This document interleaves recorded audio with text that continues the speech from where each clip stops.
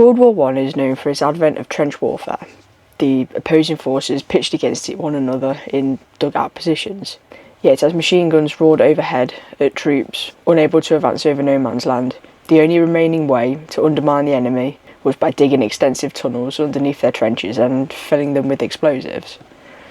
Between 1914 and 1918, the Allied British, French, New Zealand and Australian forces established a vast network of tunnels, particularly across the Ypres salient in Belgium, as the Germans did so from the other side. The Germans employed tunnelling early on in December of 1914.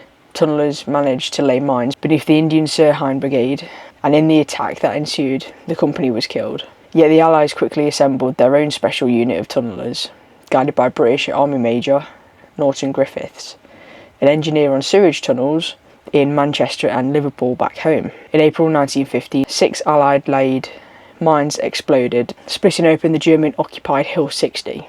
Therefore, by the Battle of the Somme, tunnel warfare became an inescapable characteristic of World War One.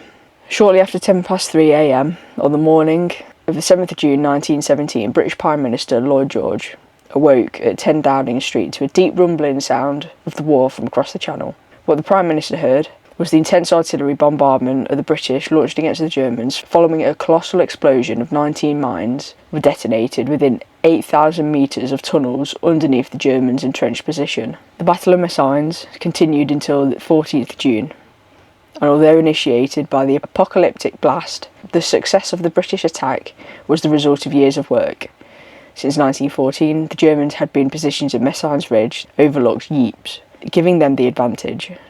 So by 1915, recommendations to start extensive tunnelling below this tactical place had been made.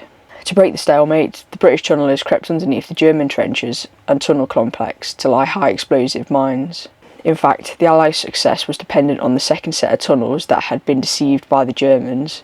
The true tunnels, laced with explosives, lay deep beneath, undetected.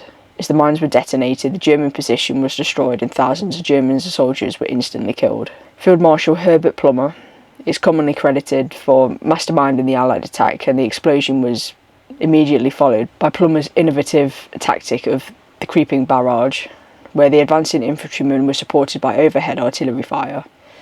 Messines was indeed an extraordinary feat of planning and strategy that followed the Allies to recapture the ridge and gain the first real advantage over the Germans at Ypres since the Battle of the Somme. Plummer could not have facilitated one of the most successful battles of the war alone. Tunnelling was not an easy job, and those digging faced long, dark hours underground, let alone the possible horrors of being buried alive when the tunnel collapsed or were exploded by enemy mines.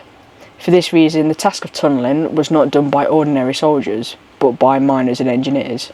Coal miners from Staffordshire, Northumberland, Yorkshire and Wales, as well as men who had worked on the London Underground and came across from the British Empire, were all recruited to dig. By the summer of 1916, the British had 33 companies of tunnellers on the Western Front. The tunnellers were used to the poor working conditions of mine shafts and already had a strong teamwork and discipline needed for military life. The miners used a technique called clay kicking, in which one man, with his back against the wooden frame, would stab out chunks of clay, often using a bayonet, to be passed over his head and down the line of men along the tunnels. Clay kicking earned the tunneller the name of clay kickers, although they were also known as sappers, meaning military engineers. The technique was quiet and much quicker than the Germans, who continued to dig counter tunnels in the hopes of destroying the Allied shafts.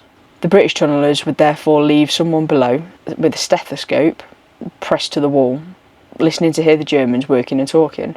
So the noisier they were, the better.